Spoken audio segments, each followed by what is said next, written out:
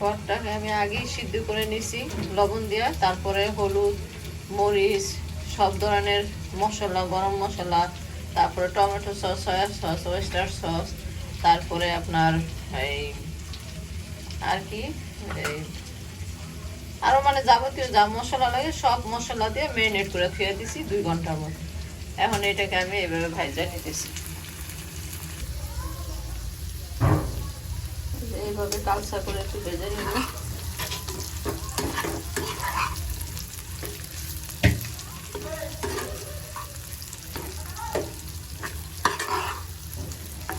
ভাজার সময় একটু সাবধানে দূরে থাকবে, না হলে বট তেলে ভাজতে গেলে টাস টাস করে ফুটে ওঠে।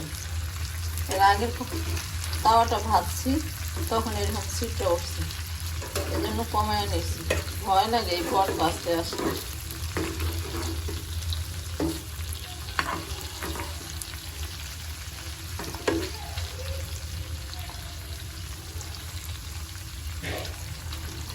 ওটা লাল লাল করে ভাজা নিলে দেখতে কালারফুল হয়, মানে এত সুন্দর লাগে, খেতেও টেস্ট হয়।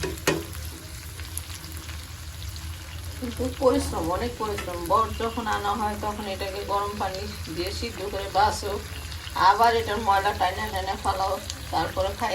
যে যেভাবে খেতে চায় সেভাবেই করে রান্না করতে গেলে অনেক কষ্ট হয়। এবার দেখো আমি সব কটা বট মানে সবটি বট ভেজে নিছি লাল করে, মানে মেরুন কালার করে। এইভাবে ভাইজা নিলে সুন্দর হয়। দেখবা তোমরা নিউ মার্কেটে গেলে, গাউসিয়া আর নিউ মার্কেটের মাঝখানে পরোটা, তারপরে বট ভাজা, তারপরে সুইজাল, চিকেন চাপ, তারপরে তোমার কলিজা ভুনা, এগুলা পাওয়া যায়। তা আমরা নিউ মার্কেটে মার্কেট করতে গিয়ে খেয়েছিলাম, কিন্তু আমার হাজবেন্ড বললো যে বাসার মতো অত স্বাদ হয় না, দেখতে যা হয় কিন্তু খাওয়াটা অতটা হয় স্বাদের হয় না, বাসাটাই নাকি মজা হয়। এটা কথা ঠিক। তা আমি বাসায় চেষ্টা করতেছি সেভাবে খাওয়ার জন্য, নিউ মার্কেটের স্টাইলে ওরা যেভাবে করে। এই জন্য আমি একটু ভাইজা নিছি, আর দেখলেই বোঝা যায় যে কিভাবে ওরা কি করছে।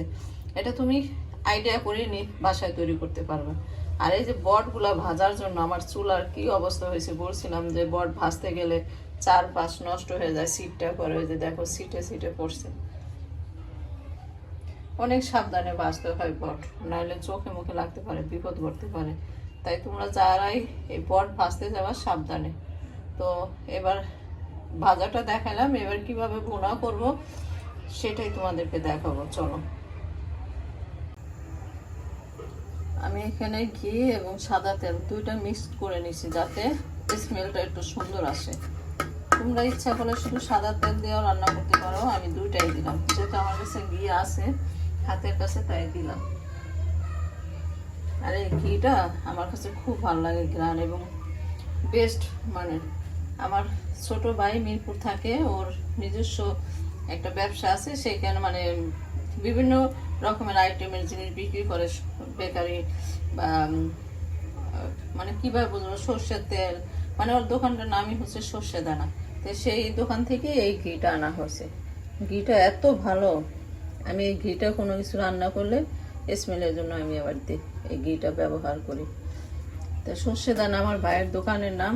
ওইখানে তোমার বাদাম, আচার, সর্ষের তেল, ঘি, দুধটাও অনেক স্বাদ। আমি মিরপুরে গেলে ওর দোকান থেকে দুধ আনবই। তারপরে তোমার চাল, গরম মশলা, বাসমতি চাল, মানে বিভিন্ন আইটেমের জিনিস পাওয়া যায়। তো এখানে আর কি যখনই যাই আমি কিছু না কিছু নিয়ে আসি আমার ভাইয়ের দোকান থেকে। তো এবার আমরা এই যে বড় বড় রিং করে পেস্ট কেটে নিয়েছি, এই পেস্টটা দিব। বিসমিল্লাহ।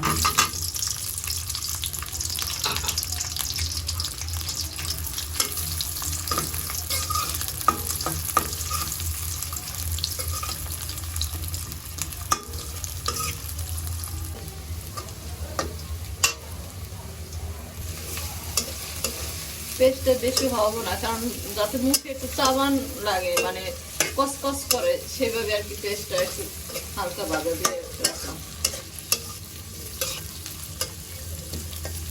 দিয়ে দিই একটু স্বাদ মতো লবণ, 1 চামচ ধনিয়ার গুঁড়া, 1 চামচ জিরা গুঁড়া, আদা রসুন বাটা দিয়ে দিলাম 2 টেবিল চামচ। দিয়ে দিবেন হালকা একটু হলুদ গুঁড়া, মেরি কাশ্মীরি লঙ্কার গুঁড়া, এটা রংটা একটু লাল করবে।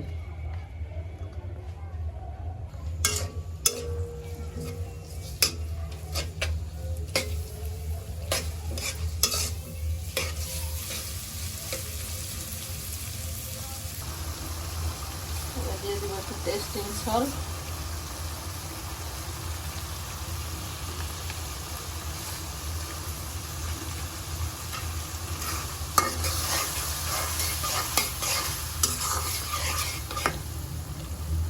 দেখেন কালারটা কত সুন্দর আসছে। এবার দিয়ে দিব টমেটো সস।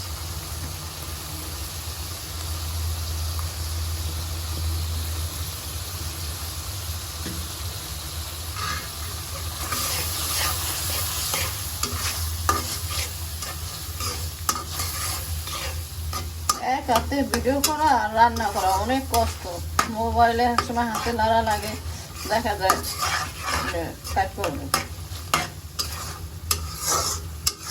মেয়েটার কাছে আনতে পারি না ভিডিওর সময়, খাওয়ার সময় তাড়াতাড়ি কাছে আসবে।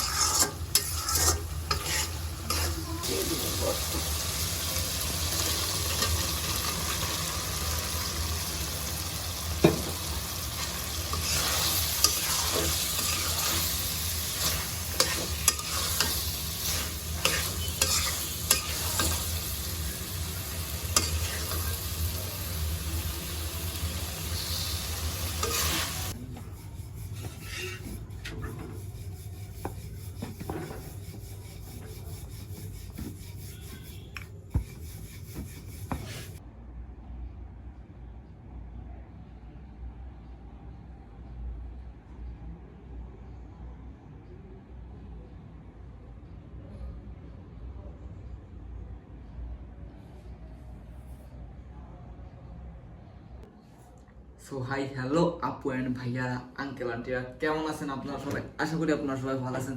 সো আম্মু আজকে দেখছেন অলরেডি, আম্মু আজকে আমাদের জন্য বট অ্যান্ড রুটি রান্না করছে। লাইক সিরিয়াসলি দেখতে পাচ্ছেন যে কত সুন্দর ধোঁয়া উঠতেছে, ক্যামেরায় দেখা যেতেছে নাকি জানি না, বাট ধোঁয়া উঠতেছে। গরম গরম এখন টেস্ট করা যাক কেমন হয়েছে, দেন বলতেছি কথা।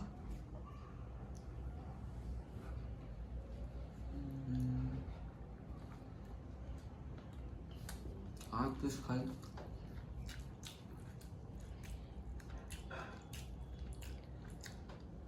স্বাদের জন্য বলতেও পারতেছ না।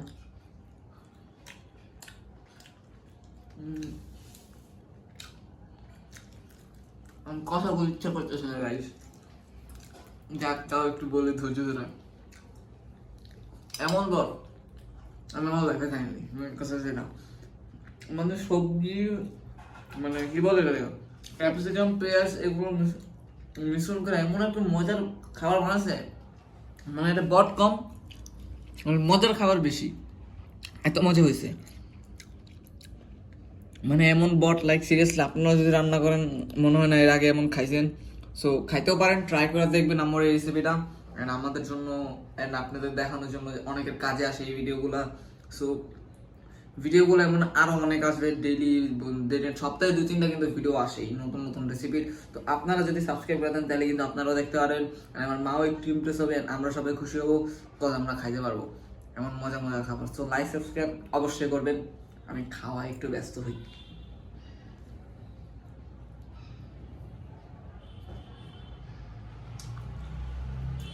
সো গাইস, আম্মু আজকে বট রান্না করছে, তোমরা তো রেসিপিটা দেখছোই। তো আমি খায়া বলতেছি যে কেমন টেস্ট হয়েছে।